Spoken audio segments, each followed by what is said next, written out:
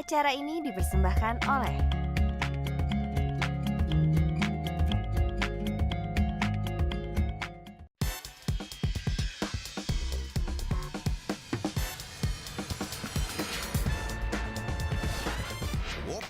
Sejak beberapa tahun belakangan ini, Indonesia seolah-olah disihir oleh kegantengan dan kecantikan dari para personil boy band dan girl band yang berasal dari Korea. Kehadiran para idola dari negeri ginseng ini menandakan bahwa Indonesia sudah terkena dampak dari Korean Wave atau gelombang Korea. Bangsa Indonesia tuh harus memiliki mindset terbuka, tapi juga punya pemikiran yang kritis dan bisa memilah mana nilai budaya yang masih cocok atau masih sesuai dengan budaya kita sendiri, mana yang sudah bertentangan. Rasa capek, jenuh, terus ngerasa nggak punya siapa-siapa. Jadi buat apa saya hidup? Dan itu yang akhirnya membuat saya berpikir untuk mengakhiri hidup.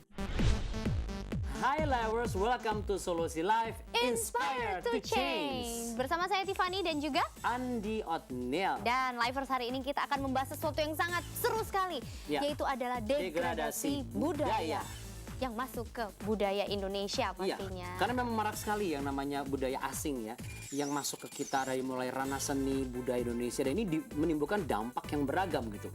Mulai dari ya instantly, Hedonisme, materialistis, dan juga hedonisme dan sebagainya. Banyak sekali memang, dan dari semua yang hot-hot itu, kita sudah memilih 3 yang paling top nih. Jadi kita memilih ada top 3 ya. Top 3 apa saja kita lihat sama-sama. Keberadaan bangsa Indonesia di mata dunia sudah tidak diragukan lagi. Keberagaman suku dan budaya banyak menarik para wisatawan mancanegara untuk datang dan mempelajari hal-hal yang berkaitan dengan bangsa Indonesia. Orang luar saja mau datang ke Indonesia untuk mempelajari keberagaman budaya bangsa kita. Tapi, bagaimanakah dengan orang Indonesia sendiri? Beberapa tahun belakangan ini, budaya luar semakin gencar masuk ke Indonesia. Salah satunya keberadaan cosplay. Cosplay sudah masuk ke Indonesia sejak tahun 2000-an. Sejak saat itu, cosplay semakin diminati oleh anak-anak muda di Indonesia. Berbagai event mengenai animasi berskala tingkat nasional pasti selalu menyertakan cosplay menjadi bagian dalam acara mereka. Karena ini adalah permainan kostum, pada akhirnya diperlukan jasa pembuatan kostum untuk para cosplayer. Banyak cosplayer tidak segan-segan mengeluarkan uang dari ratusan ribu hingga jutaan rupiah untuk membuat satu kostum, plus atribut-atribut yang mendukung lainnya demi menunjang penampilan mereka. Sebuah ladang bisnis baru bagi yang mau berkecimpung di dunia fashion cosplay. Semakin maraknya fenomena cosplay ini sehingga Anda bisa menemukan komunitas-komunitas cosplay di kota-kota besar di Indonesia.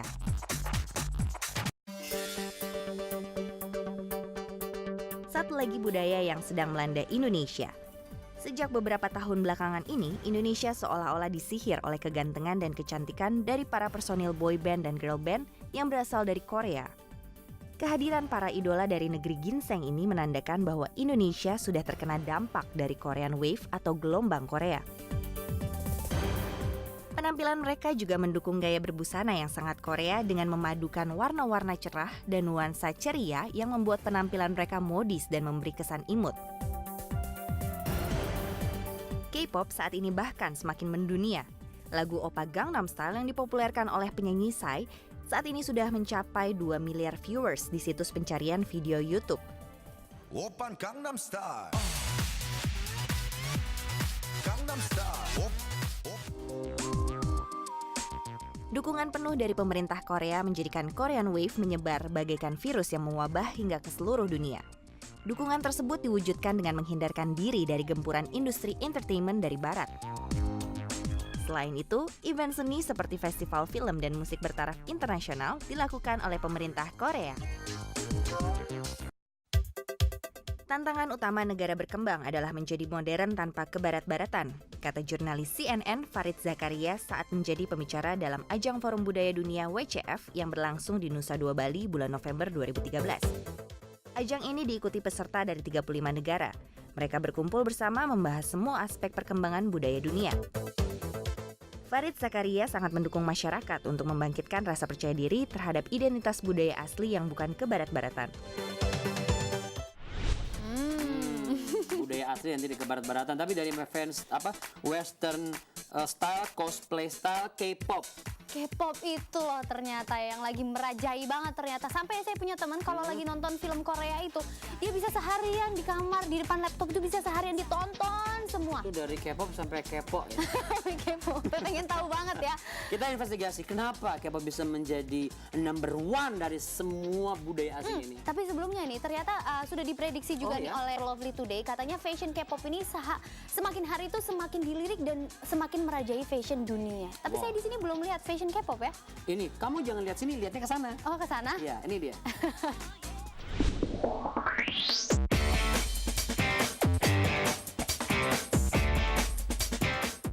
Alunan musik yang energik dan semangat ditambah sang penyanyi yang berwajah ganteng dan cantik semakin menambah semangat untuk menjalani hari.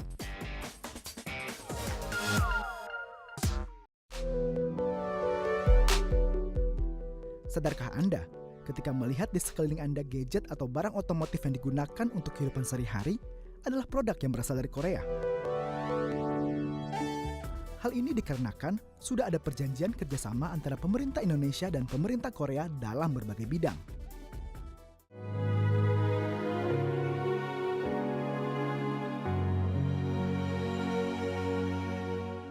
Winter Sonata dan Endless Love merupakan drama Korea yang memulai virus Hallyu atau gelombang Korea di Indonesia. Dan terbukti berhasil membuat banyak orang, bukan hanya dari Indonesia saja, namun juga dari berbagai negara di luar Korea, melirik negara ini dan budayanya.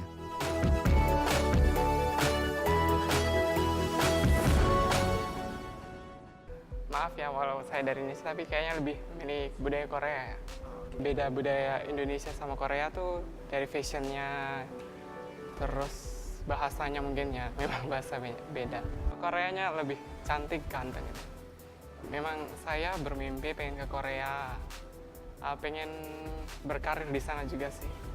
Dari film itu dia menunjukkan budaya-budaya Korea sendiri, dari fashionnya, terus untuk dari makanan juga. Suka banget dari film, musik, dance-nya, semua komplit. Kalau lagi bete atau apa, langsung larinya tuh cari ya film Korea lah gitu. Terus dari film-film itu juga lebih ngajarin ya dibandingkan, maksudnya lebih mendidik dibandingkan film-film Indonesia gitu loh. Pengaruh Korea buat hidup gue ya dari segi pengalaman ya, pengalaman gue pernah ngalamin pengalaman yang sama persis sama film yang gue tonton gitu. Oh, dizolimi sama orang-orang gitu kan, even orang yang terdekat gitu. Ya gue pernah kayak gitu, dan dari situ yang mencontoh kayak ya udah kita sabar dulu lah. Gue banyak belajar dari itu gimana cara gue menanggapi orang-orang yang seperti itu.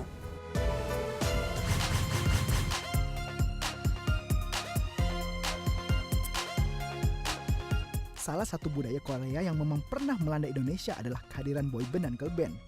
Anak-anak muda berlomba membuat grup band dengan kiblat yaitu Korea. Bahkan di beberapa stasiun televisi swasta sempat membuat ajang kompetisi pencarian boyband dan girlband. Iman adalah salah satu personel dari ajang tersebut. Bagaimana kesibukan setelah ajang kompetisi selesai beberapa waktu lalu? Sekarang dikontrak sama salah satu manajemen kita, yaitu bareng sama dengan duo Maya. Ya udah, sekarang tinggal dijalanin aja sih. Sekarang udah ada single juga kebetulan. Kalau misalkan sekarang ya sebenarnya sih dari awal ini buat memang udah tahu sih, maksudnya ini kulturnya tuh sangatlah timur banget gitu, maksudnya nggak akan jadi bertahan sampai lama banget. Kecintaan akan musik dan dance dari Korea membuat Iman membentuk sebuah grup dance yang mengcover gerakan-gerakan dari girl band dan boy band tersebut. A Generation, Indonesia bisa, Indonesia pasti menang. Dan dengan kerja keras bersama rekan-rekannya, mereka bisa mewakili Indonesia dalam salah satu ajang cover dance yang diadakan di Korea. Tidak tanggung-tanggung, mereka juga membawa pulang juara pertama dalam festival tersebut. Gak kepikiran sih bisa menang, cuman memang fokusnya semenjak kesini memang pengen bersenang-senang, menghibur semuanya, berkenalan dengan banyak orang, dan melakukan yang terbaik untuk Indonesia, itu aja.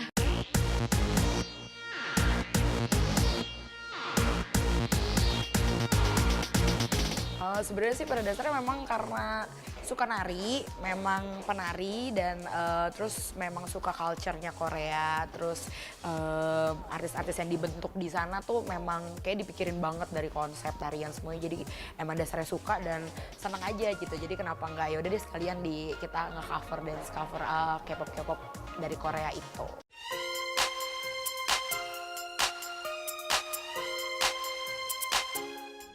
Hingga saat ini, pengaruh Korea sudah masuk hingga ke sudut-sudut ibu kota. Restoran yang menawarkan Korean food semakin banyak tersedia di Jakarta dan sekitarnya.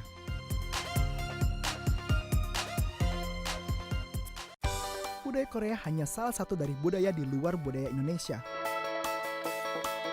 Pertanyaannya adalah, sudah seberapa kuat fondasi kecintaan kita terhadap budaya bangsa kita? Dan apa cara jitu untuk tidak terpengaruh dengan budaya di luar budaya lokal kita?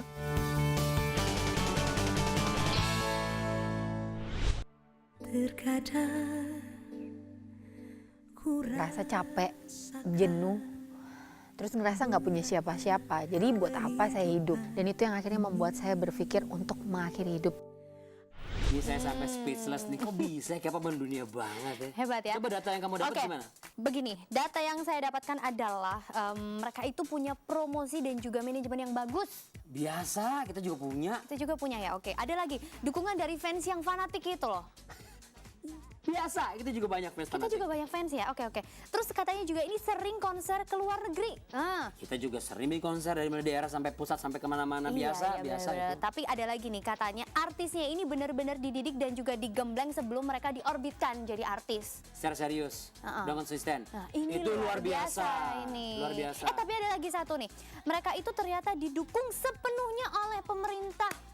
Sangat luar biasa. Ini yang kita nggak punya. Waktu kamu juara itu didukung pemerintah kamu nggak? Aduh, itu jangan dibahas lagi. Saya kan kalah. Maaf ya.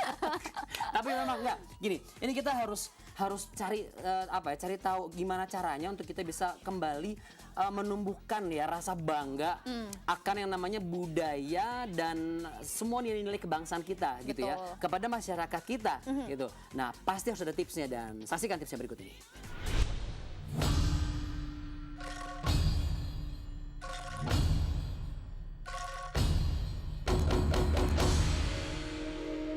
Nah, kalau kita bicara mengenai nilai dan budaya, itu kan sifatnya harus dinamis. Artinya bahwa budaya dan nilai bangsa itu dia harus bisa beradaptasi dengan perubahan-perubahan dunia, dengan perkembangan-perkembangan yang ada. Suatu jati diri bangsa itu idealnya harus bisa bertahan.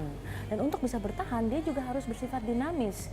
Nah, maksudnya di sini artinya kita tahu bahwa yang namanya invasi atau maksudnya pengaruh budaya lain itu tidak bisa kita cegah. Lalu apa yang perlu? Artinya kita harus memperkuat jati diri atau nilai budaya kita sendiri.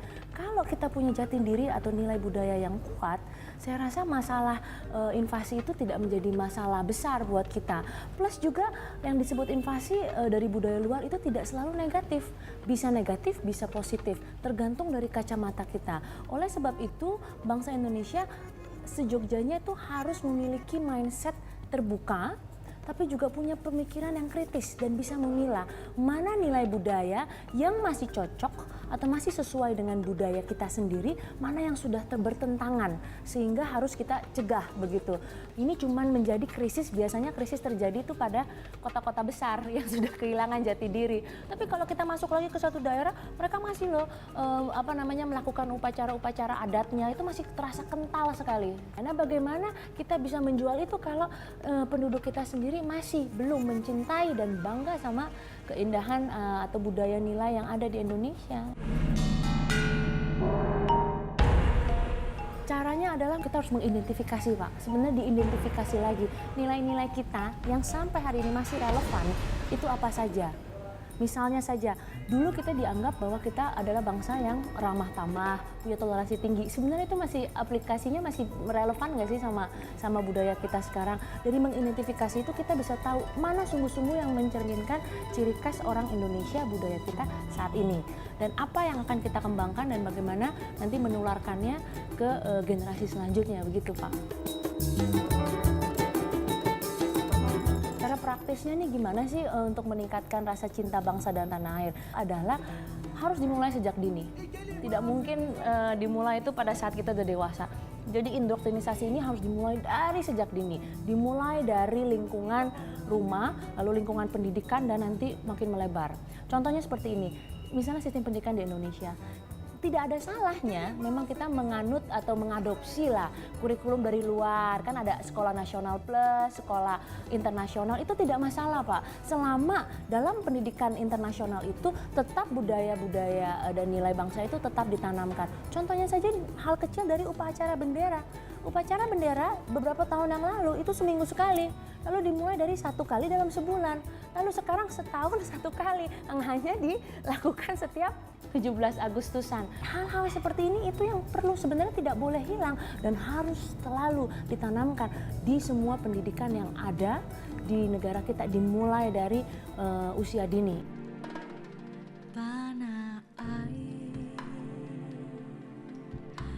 ku tidak lupakan.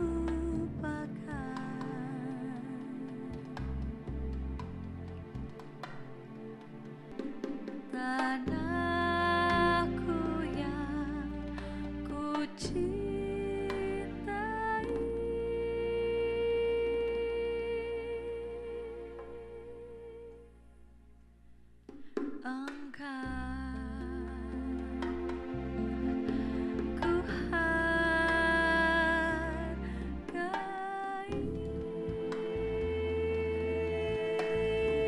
ku hargai.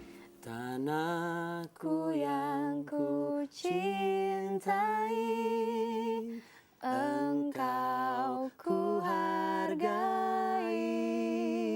Aduh. Jadi emang kita cinta dulu baru kita bisa menghargai. Betul. Ya, bagaimana kita bisa menghargai kalau kita dicinta. Makanya degradasi budaya asing itu akan meluluhlantakan budaya kita kalau kita sendiri nggak cinta dengan budaya kita. Jadi sebenarnya bahasa Inggris pun bahasa internasional masuk tidak ada masalah ya. Yes. Selama kita tidak melupakan budaya-budaya kita sendiri. Pendidikan oke, makanya aku sempat dapat bahasa daerah. Masih juga dapat bahasa daerah, dapat Benar banget. dulu. Aku masih ngerasain yang namanya setiap hari yang namanya upacara bendera tuh. Setiap hari ada Setiap hari SKJ dan Senin dulu segala macam. Sekarang udah nggak lagi. Nah, ini aku setuju dengan Ibu Elizabeth. Mudah-mudahan ini bisa didengar dan bisa menjadi wacana yang bisa diseriuskan. Betul sekali. Nah, sekarang kita akan beralih ke kisah nyata.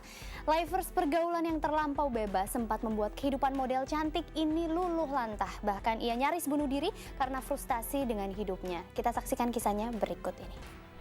Tolong kamu senyum.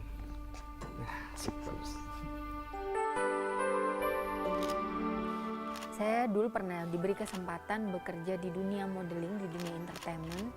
Dan dari pekerjaan saya itulah akhirnya saya terjebak dalam pergaulan bebas, yaitu drugs, free sex, dan alkohol. Terkadang ku rasakan beratnya kehidupan ini. Ada kalanya tak sanggup lagi. Tapi karena ngelihat lingkungan di sekitar kayaknya, oh dia temen aku sama pacarnya biasa aja. Awalnya juga pasti ada rasa ketakutan karena ngerasa takut kehilangan seorang pacar. Dan rata-rata memang pacar kan selalu mintanya begitu. Nah itu yang bikin aku kayak ya udahlah dikasih karena mikirnya saya nggak mau kehilangan orang yang saya sayang.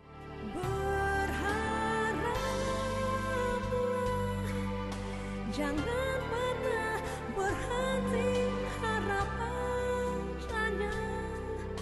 sekalipun hilang semua harapanmu, tetaplah percaya Tuhan mengasihimu.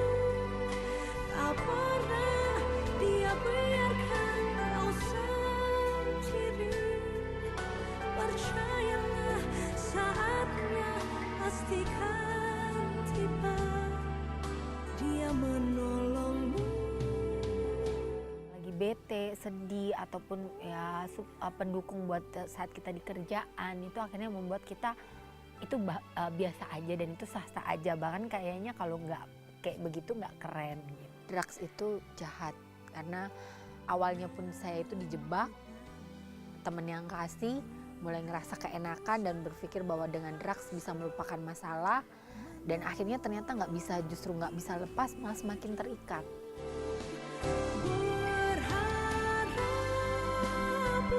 Aku akhirnya sadar bahwa ternyata apa yang udah aku kasih semuanya sama cowok, mulai dari ya hidup bersama, free sex, dan kasih tubuh lah kasarnya ya, itu ternyata nggak menjamin mereka untuk tetap stay sama aku. Setelah tidur dengan saya, mereka meninggalkan saya.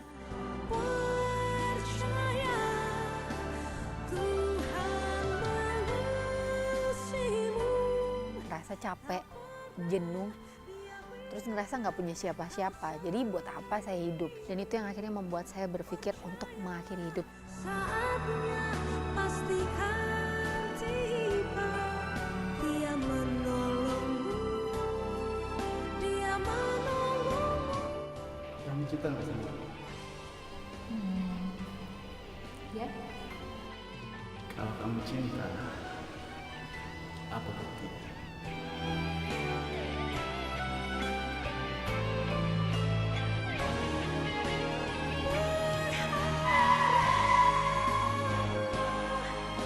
Jangan pernah berhenti harapannya. Tapi ternyata memang Tuhan masih ingin saya hidup. Aku mulai berpikir tentang kehidupan aku. Itu yang awal mulai membuka pikiran aku untuk aku akhirnya mulai ingin tahu Tuhan. Itu saya dapat dari salah satu firman, Tuhan itu adalah gembala kita dan dia nggak akan sekalipun meninggalkan kita meskipun kita di dalam lembah kekelaman. Seperti tamparan keras untuk aku sadar bahwa kehidupan ini bukan cuman aku sendiri, ternyata hidup aku masih bisa menggunakan hal-hal yang baik. Akhirnya aku sadar bahwa dengan aku free sex, dengan aku drugs, dengan aku alkohol, bahkan melakukan hal yang bunuh diri atau segala macam hal yang tidak baik itu aku lakukan. Tapi aku akhirnya tahu bahwa ada satu pribadi yang tidak pernah melihat apapun keadaan aku dan mau menerima aku apa adanya saat aku benar-benar mau merubah hidup aku untuk aku berkomitmen dengan dia dan mau merubah hidup lebih baik bersama dia, yaitu satu pribadi, yaitu Tuhan Yesus itu sendiri.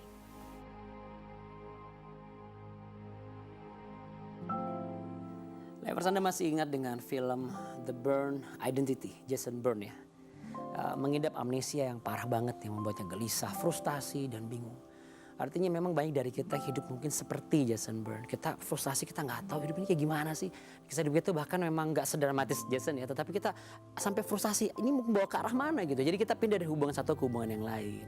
Dari kegiatan sosial yang satu ke kegiatan sosial yang lain. Dari pekerjaan satu juga ke pekerjaan yang lain. Hanya demi berusaha untuk menemukan siapa diri saya sebenarnya. Identitas aku tuh ini siapa gitu. Ya syukurlah ada kabar baik untuk pencari identitas diri.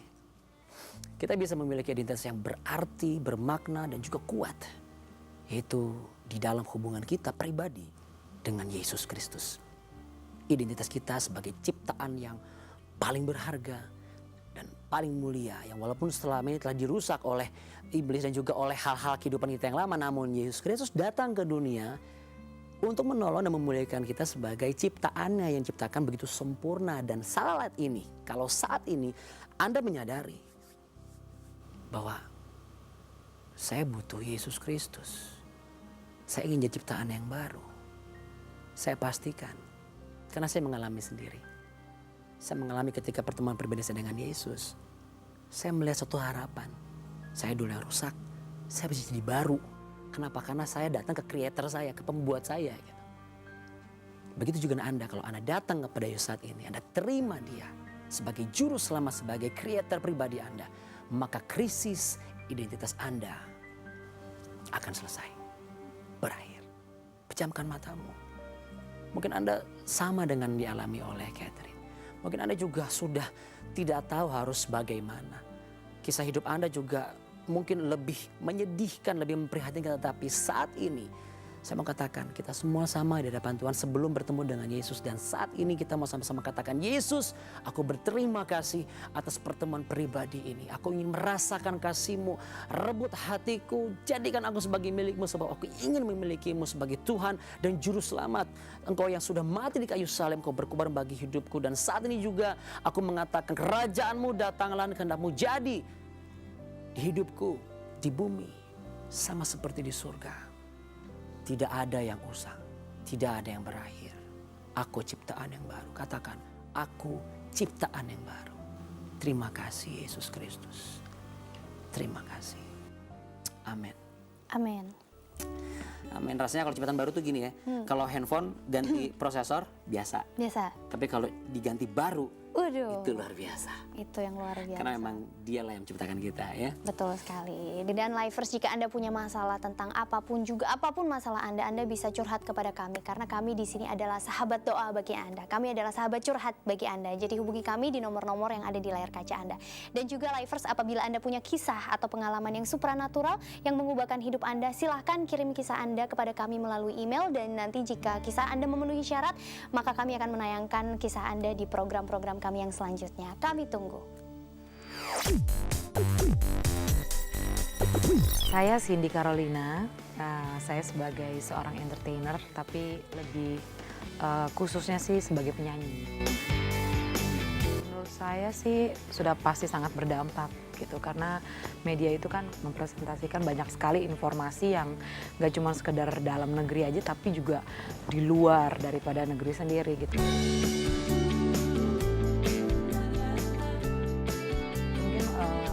Hal-hal yang positif, media juga bisa membantu Indonesia, masyarakat Indonesia untuk mengetahui perkembangan di luar dari Indonesia sehingga mereka bisa lebih memiliki pemikiran yang luas gitu.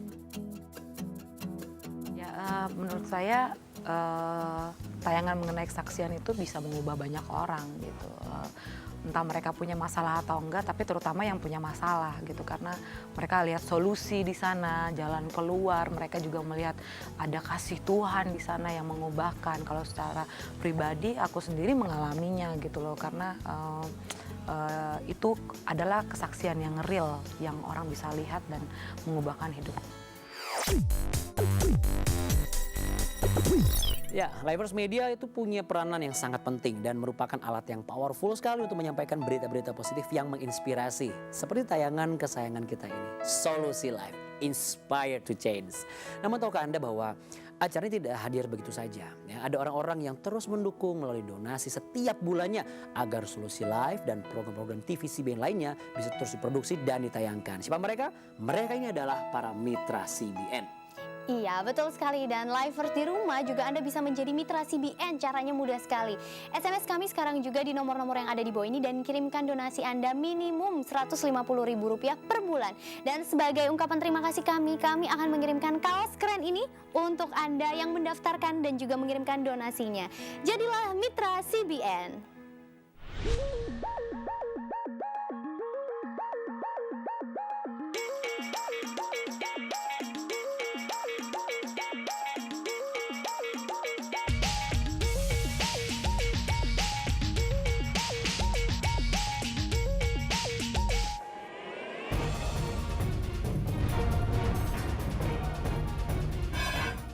Kreatif, inovasi, berani mengambil keputusan. Ke depan yang menentukan itu bukan IQ, tetapi adalah quotient kreativitas. Siapa yang punya kreativitas, dialah yang akan maju. Hari ini negara ini butuh orang yang mau berkorban. Kamu harus nggak boleh takut. Harus curious ya, harus sangat ingin tahu karena itu kuncinya. Begitu rasa curious itu habis, rasa buat motret juga akan habis.